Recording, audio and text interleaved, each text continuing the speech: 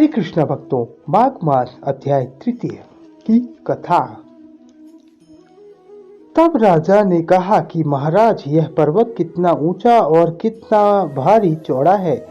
शारीरी जी ने बताया कि 36 योजना 1 योजन 4 कोस का होता है। ऊंचाई से ऊपर चोटी में 10 योजन और नीचे 13 योजना में है। तो हरि, चंदन, मदार, देवदार और अर्जुन के वृक्षों से सुशोभित है।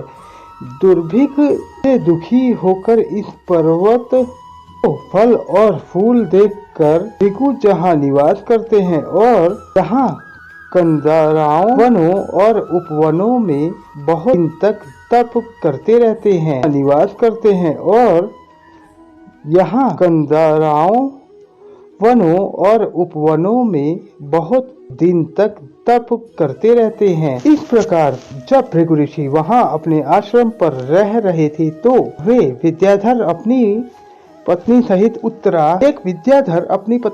उतरा। वे बेहद दुखी थे। उन्होंने भृगु ऋषि की आराधना की और ऋषि ने बड़े स्वर में कहा कि हे विद्याधर, तुम बड़ी होकर प्रकट हुई हो, इसका क्या कारण है? अब विद्याधर ने कहा कि महाराज, पुण्य के फल को स्वर्ग और देवतुल्य शरीर के पूरक के रूप में भी मेरा मुख व्याघ्र है। मेरे दुख और तबाही का यही एक कारण है। न जाने किस पाप का फल है। मेरे चित्त की व्याकुलता का दूसरा कारण भी सुने। मेरी पत्नी अति रूपवती, मीठे वचन बोलने वाली, नाचने और गाने वाली कला में अति बेली, अति निपुण, शुद्ध वाली, 7 सुरों वाली, वीणा बजाने वाली, जिसने अपने कंठ से गाकर नारद जी को पसंद किया, नाना स्वरों के नाद से वीणा बजाकर कुबेर को प्रसन्न किया, अनेक प्रकार के नाच ताल से शिव जी महाराज को भी अति प्रसन्न और रोमांचित किया। शील, उदारता, रूप और पवन में स्वर्ग की कोई अप्सरा भी नहीं है ऐसी चंद्रमुखी स्त्री, और जहाँ मैं व्याघ्र मुख वाला, यही चिंता हमेशा मुझे कष्ट देता रहता है। विद्याधर के ऐसे वचनों से त्रिलोकों का भूत, भविष्य और वर्तमान की बातें देखने वाले और दिव्य दृष्टि वाले ऋषि के दर्शन होते हैं कि विद्याधर कर्म के विचित्र फल प्राप्त होते हैं और ज्ञानी पुरुष भी मोह को प्राप्त हो जाते हैं। मक्खी के पैर में थोड़ा विष भी प्राण लेने वाला होता है। छोटे छोटे पापों का फल भी अत्यंत दुखद होता है।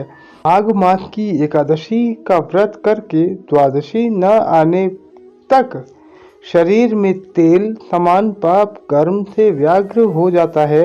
द्वादशी के दिन उपवास करके द्वादशी को तेल लगाने से राजा पुरुरवा भी कुरूप शरीर मिला था। तब वह अपने कुरूप शरीर को देखकर दुखी होकर हिमालय पर्वत पर देव शिखर के तट पर गया था।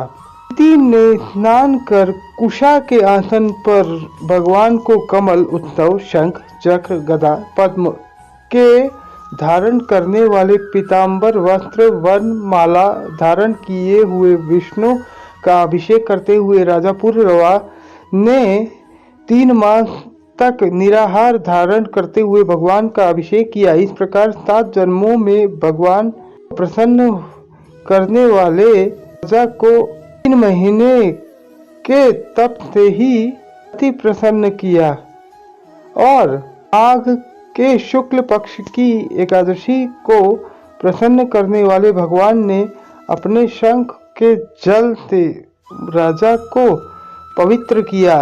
भगवान ने अपने तेल से बनी बात की याद दिलाकर सुंदर देवताओं सा रूप दिया, जिसे देखने के बाद रावण भी शामिल हो गया और राजा कृत्य अपनी पूरी को लेकर चला गया। ऋषि दर्शन करे कि हे विद्याधर, इसलिए तुम दुखी क्यों हो?